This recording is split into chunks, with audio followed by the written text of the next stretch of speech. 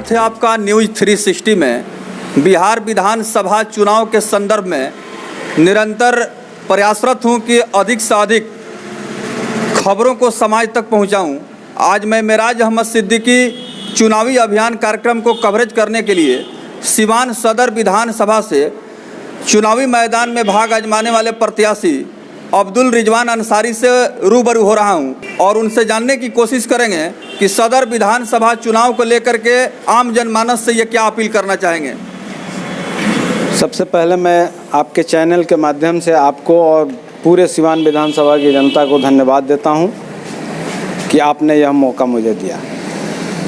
विधानसभा चुनाव में बहुत सारी पार्टियां हैं और उनका अपना अपना एजेंडा है। आपको क्या लगता है कि आपने जिस पार्टी से टिकट लिया है, क्या यहाँ पर परफॉर्मेंस आप देना चाहेंगे विधानसभा सिवान से? देखिए, बहुत सारी पार्टियां हैं, आप बता रहे हैं, बहुत सारी पार्टियों ने इस क्षेत्र से प्रतिनिधित्व किया है। बड़ी बड़ी वादे करके विधानसभा पहुँचे तो ज़रूर हैं, कुर्सी पकड़ लिए, लेकिन वादा जो करके गए क्षेत्र की समस्या को आज तक दूर नहीं किए। जिससे आप क्षेत्र में जाइएगा तो यह आपको मिलेगा कि क्षेत्र की जनता त्राहिमाम है। मैं वह उन लोगों में से नहीं हूँ। मैं अपने क्षेत्र में सिवान विधानसभा क्षेत्र में भी 10 साल बतौर जिला पार्षद के रूप में सेवा किया हूँ। उस सेवा के बल पे मैं अपने क्षेत्र की जनता पे पूरा विश्वास करता हूँ और यहाँ कार्य करने के लिए अपार संभावनाएं हैं। जैसे शिक्षा के क्षेत्र में, किसानों के लिए सिंचाई के क्षेत्र में, बेरोजगार नौजवानों के लिए रोजगार उपलब्ध कराना, कुटीर उद्योग लगा के नौजवान बेरोजगार जितने भी हैं उनको रोजगार दिलाना मेरा उद्देश्य रहेगा। सिवान सदर विधानसभा की बात हो तो अगर हम परंपरागत राजनीति की चर्चा करें या पूर्व में जो भी राजनीतिक दलों का यहाँ पर परफॉर्मेंस रहा है, प्रदर्शन रहा है, उसका जिक्र करें तो अक्सर देखा गया है कि यहाँ भाजपा और राजद के बीच ही मुख्य मुकाबला हुआ करता था। लेकिन राजनीतिक परिदृश्य में बदलाव हुआ है, लोगों के मानसिकता में परिवर्तन आया है और विकल्प भी सामने आया है। ऐसे में उस चेहरे को एक विधानसभा के प्रतिनिधि के रूप में जनता आशीर्वाद देना चाहती है जो समाज का समग्र संतुलित सर्वांगीण विकास कर सके, जनमानस के मुद्दे को विधानसभा में उठा सके और क्षेत्र का कायाकल्प कर सके। पूर्व जिला पार्षद अब्दुल रिजवान अंसारी से ये जरूर सवाल पूछना चाहेंगे कि चुनावी सरगर्मी में बहुत सारे ऐसे लीडर्स हैं जो आरोप भी लगा रहे हैं और तरह तरह के बयानबाजी भी कर रहे हैं। ऐसे में जो उपेंद्र कुशवाहा, मायावती और असदुद्दीन अवैसी जो भी बड़े नेता हैं, उन्होंने इन्हें आशीर्वाद दिया है। आपको क्या लगता है इन बड़े नेताओं का आशीर्वाद आपको मिल रहा है? बिल्कुल बिल्कुल।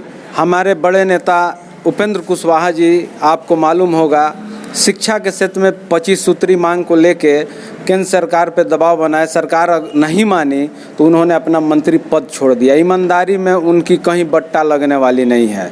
मैं वैसे ईमानदार नेता के साथ हूँ, नेता के सिपाही बन के आया हूँ इस क्षेत्र में कि उनके आदर्श पे चल के इस क्षेत्र के कायाकल्प करने का मैं संकल्प लिया हूँ और जनता ने मुझे स्नेह और प्यार दिया तो निश्चित रूप से सिवान विधानसभा का रूपरेखा मैं बदल के रहूँगा। बताते चले कि उपेंद्र कुशवाहा जो मोदी सरकार में मानव संसाधन विकास विभाग में जब मंत्री थे तो उन्होंने ही वर्तमान सरकार के शिक्षा नीति को लेकर के लगातार जोरदार तरीके से मामला को उठाया था। उनका कहना था कि राज्य सरकार हो या केंद्र की सरकार हो, शिक्षा नीति बिल्कुल सही नहीं है। ऐसे में उन्होंने कई कार्यक्रम का आयोजन किया और सरकार से बगावत करके शिक्षा व्यवस्था में सुधार के लिए उन्होंने एक जन आंदोलन की शुरुआत की। तो उपेंद्र कुशवाहा की अगर हम बात करें तो आखिर क्यों उन्होंने शिक्षा में सुधार को लेकर के बड़े पैमाने पर जन आंदोलन चलाया, जगह जगह कार्यक्रम का आयोजन किया, शिक्षा में सुधार को लेकर के बहुत ज़्यादा वो सक्रिय रहे? बिल्कुल, शिक्षा में अपार संभावनाएं हैं। शिक्षा में जैसे आप देख रहे हैं बहुत सारे गरीब छात्र हैं जो कि प्राइवेट व्यवस्था से कोचिंग नहीं कर पाएंगे। कोशिश करूंगा ताकि गरीब से गरीब छात्र को उच्च शिक्षा मिल सके, सही पढ़ाई पढ़ के और उच्च पद पे वह छात्र जा सके। तो विधानसभा चुनाव की बात हो और सिवान सदर विधानसभा का हम चर्चा करें तो निश्चित रूप से कहीं न कहीं एक प्रश्न और बनता है कि सदर विधानसभा में जो समीकरण है, चूँकि जातीय समीकरण की बात हो या मुद्दे की बात हो, इन तमाम विषयों पर जनता निश्चित रूप से काफ़ी गौरव फिक्र करेगी, विश्लेषण करेगी, उससे पश्चात कोई ठोस निर्णय लेगी। हमारे साथ एक और बुद्धिजीवी व्यक्ति जुड़ रहे हैं जो हमसे बातचीत करेंगे न्यूज़ 360 से। सर, आपका स्वागत है। धन्यवाद। उपेंद्र कुशवाहा जब केंद्र में मंत्री थे तो उन्होंने सबसे अधिक अगर किसी बात पर फोकस किया तो था शिक्षा व्यवस्था। आपको क्या लगता है कि क्या कारण रहा कि केंद्र सरकार में इतने बड़े संवैधानिक और सर्वोच्च पद पर रहने के बावजूद उन्होंने जो है बगावत किया और शिक्षा में सुधार को लेकर के जन आंदोलन चलाया? देखिए, ये तो पूरे भारत की बात है। आज शिक्षा की जब हम बात करें तो चूंकि ये चुनाव जो है वो एक सीएम पद के लिए है, तो मुझे लगता है कि लोकल इश्यूज़ के बारे में, लोकल शिक्षा नीतियों के बारे में भी हमें चर्चा करनी चाहिए। तो बतौर सिवान सदर विधानसभा के प्रत्याशी के रूप में जो रिजवान भाई हैं, अब्दुल रिजवान अंसारी जी, तो अभी इन्होंने बताया कि देखिए, जैसे मैं एक उदाहरण आपको दे देता हूँ, डीएवी कॉलेज में चले जाइए, बहुत मोटी रकम तनख्वाह के रूप में सरकार द्वारा उन्हें दी जाती है, लेकिन बच्चे पढ़ने के लिए कहाँ पे जाते हैं? कोचिंग में जाते हैं। कोचिंग में एक मोटी रकम उनसे वसूली जाती है, लेकिन जो गरीब तबके के लोग हैं, काफ़ी जो गरीब है, जो सरवाइव नहीं कर पाते हैं अपने आप को, वहाँ पे ट्यूशन में या कोचिंग में नहीं जा पाते, उनका क्या है? तो मुझे लगता है कि ऐसी खामियों को राष्ट्रीय लेवल पे यदि एक एनालिसिस किया होगा उपेंद्र कुशवाहा जी ने, हमारे नेता ने, और फिर इस सरकार से बगावत करके इससे अलग हुए होंगे। लेकिन बहरहाल हम चूँकि सिवान विधान सभा से प्रत्याशी हैं मेरे मित्र रिजवान अंसारी जी, तो हम उस पर ही ज़्यादा फोकस कर रहे हैं। हमारे जो लोकल इश्यूज़ हैं, चाहे वो स्वास्थ्य के हों, रोजगार के हों या शिक्षा के हों, हमारा फोकस उसी पे है कि किस तरह से हम कुटीर उद्योग को, देखिए तमाम सारे नेता हैं, मैं किसी का नाम नहीं लेना चाहूँगा, लेकिन इशारे के तौर पे आपसे कहूँगा कि देखिए 15 साल लोग कैबिनेट मिनिस्टर यहाँ से रहे हैं, 10 साल यहाँ से लोग सांसद भी रह चुके हैं। लोगों को दिया है तो सिर्फ एक वादा किया है लोगों से, लेकिन उस वादे पे खरे नहीं उतरे हैं।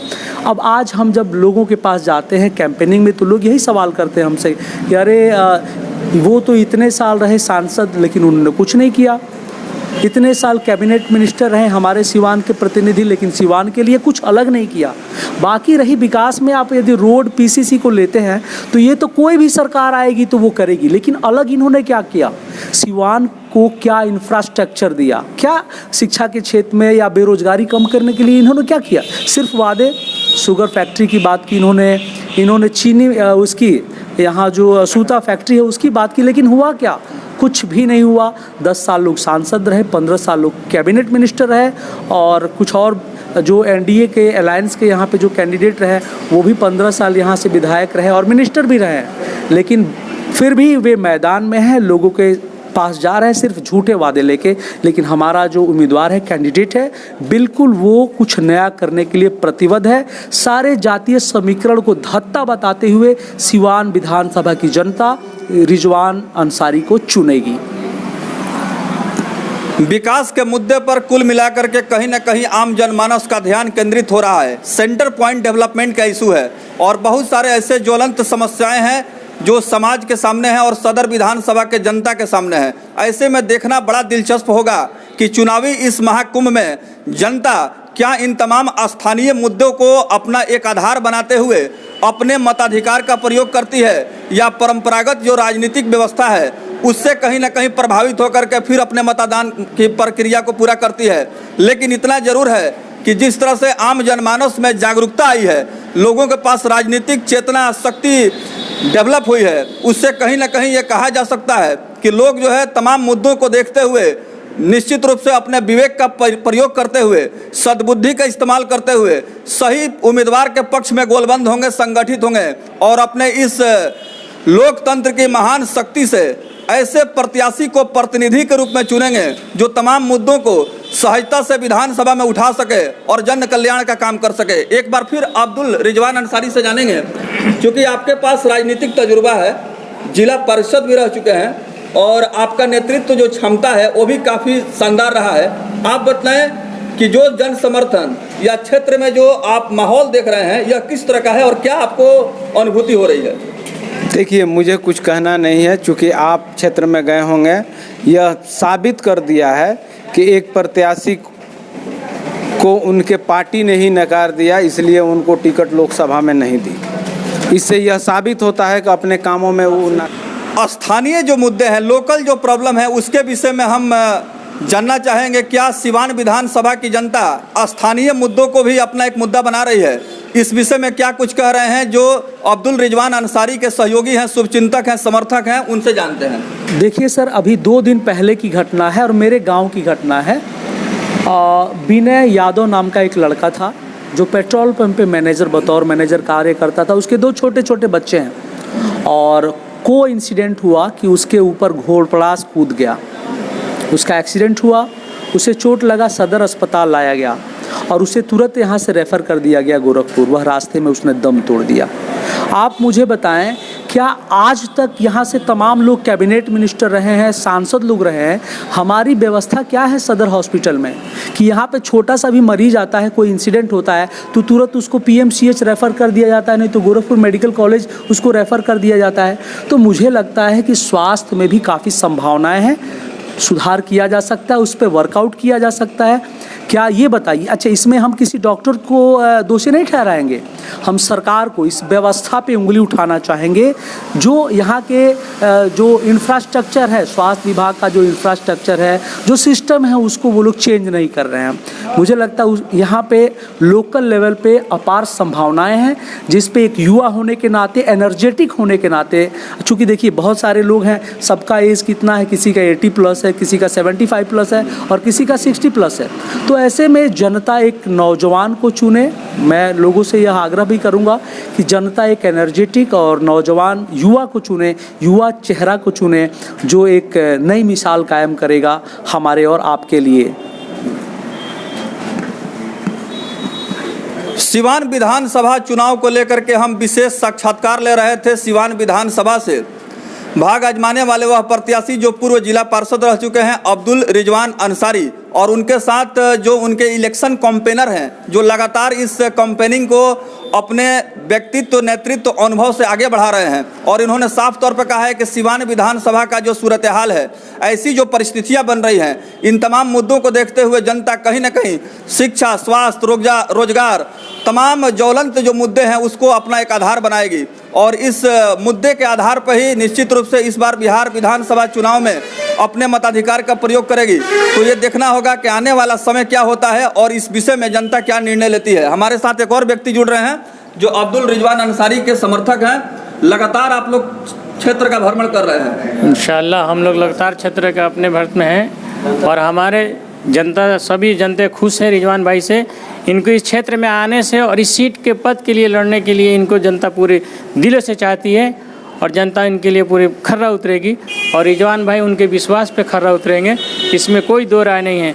जो भी सुविधाएं हैं, जो भी असुविधाएं लोगों के लिए परेशानी है, वो दूर करेंगे इंशाअल्लाह। उपेंद्र कुशवाहा, मायावती और साथ ही साथ असदुद्दीन अवैसी का सिवान सदर विधानसभा में चुनावी जन संबोधन कब होगा, इसका शेड्यूल क्या है और कार्यक्रम का समय सीमा क्या तय किया गया है, इन विषयों पर भी हम बात कर लेना चाहेंगे। क्योंकि सिवान विधानसभा के बहुत सारे ऐसे जो सम्मानित और जागरूक जनता है, वो बेसब्री से इंतजार कर रहे हैं कि मायावती, असदुद्दीन अवैसी और उपेंद्र कुशवाहा एक मंच पर कब यहाँ विराजमान होंगे और सिवान विधानसभा के जनता को क्या संबोधित करेंगे। इस तरह का कोई सर सूचना, जानकारी आप सभी को मिल पाया है कि नहीं? देखिए, ऑफिशियली अभी हमारे पास इस तरह की बातें चल रही हैं, इस पर डिस्कशन चल रहा है, लेकिन कोई टाइम अभी जो है वो फिक्स नहीं हो पाया है। जैसे ही ये शेड्यूल फिक्स होगा वैसे ही मीडिया के लोगों को इसकी सूचना दी जाएगी।